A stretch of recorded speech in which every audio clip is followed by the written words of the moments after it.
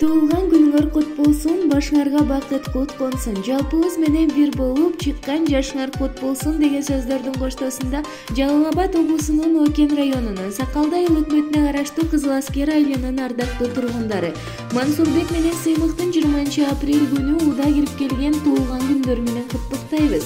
Катарлашып майрам тойлор үйүңөрдө ийгиликтер боло берсин күндө, жакшылыктардын күнү күлүп турсун, маанайыңар ачылып жаз күнүндө кубанычка көңүлдөрүңөр толуп турсун.